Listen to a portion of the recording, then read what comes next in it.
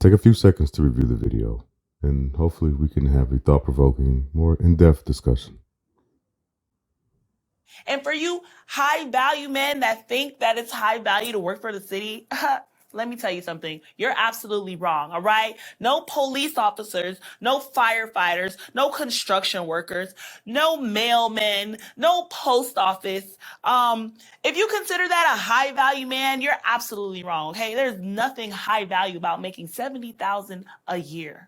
You men that think working for the city is high value, it's actually not, okay? It's pathetic. It's sad, all right? I don't want my husband coming home smelling like trash. Yes, we do need people to take the trash out, but don't come to me thinking that that's a high value job. Absolutely not, okay? You guys need to go get some real careers, okay? Become an entrepreneur or something, all right? Own a Lamborghini or something. Like, you guys thinking that you driving around here in a fucking Toyota and thinking that you're a high value man because you work for the fucking post office. You're absolutely wrong. Stop it, all right? You're low value, all right? And if you want a high value woman like me, you need to switch your career path. To some, the sentiment may resonate. To others, it may be jarring. Regardless of the feelings had, I invite you to apply your focus to the substance of the statements rather than the individual. Perhaps this clip shouldn't subsidize the entirety of their character. If we imagine a world, remove our police force, construction teams, firemen, postal, sanitation services, our hospitality workforce, I don't think it would take long for us to recognize the momentous impacts that their functions had within our society.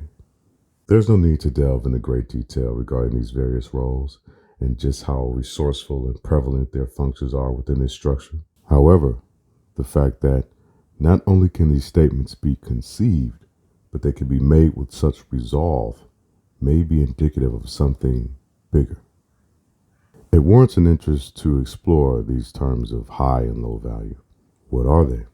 How have they come to be? What does the existence of these terms say about how society could potentially view these roles?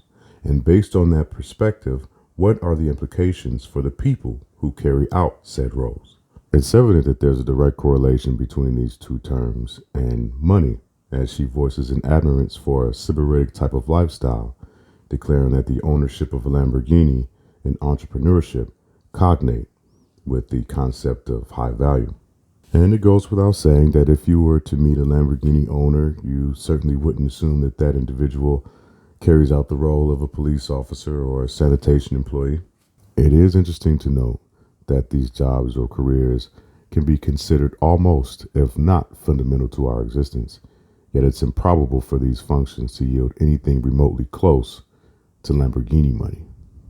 This high-low value concept can introduce a compelling dynamic between humans, and more specifically, within the realm of dating. In a typical formal introduction, you're likely to receive two pieces of information: their name and their job title, what they do, almost as if the two are synonymous. We closely identify with our roles as we spend a significant amount of time in them, and they provide us with our general well-being, as we are dependent upon the dollar to acquire goods, services, and resources. These titles could serve as a form of identity for most of us, and inevitably that identity or that role will become a factor as to how you are perceived by your fellow human. Through this dynamic, judgments may be formed amongst one another, predicated upon generalized standards, forming a social economic status. A conjecture of character is formed, comprised of one's education, earning potential, area of residence, prestige of occupation, all rooted within your identity, your role. All of these things are observed when considering romantic companionship, and when these principles take precedence in determining one's character, dating turns into an appraisement of sorts. The fallible and reductive judgments are often quick and potentially presumptuous, denying one the opportunity to see the human behind the identity and the title. I invite you to extrapolate this idea beyond the realm of dating. How may this idea be scrutinized throughout the entirety of our existence? Why are their functions, in respect to the structure of our civilization, high value, but their value as individuals, predicated upon their socioeconomic status, low.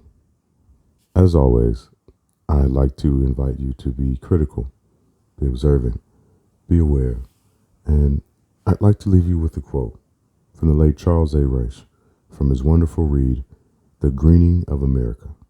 If human needs are often invisible, human possibilities, having never seen a light of day, may die without anyone's noticing. Our culture may smother human possibilities without anyone's ever hearing a cry.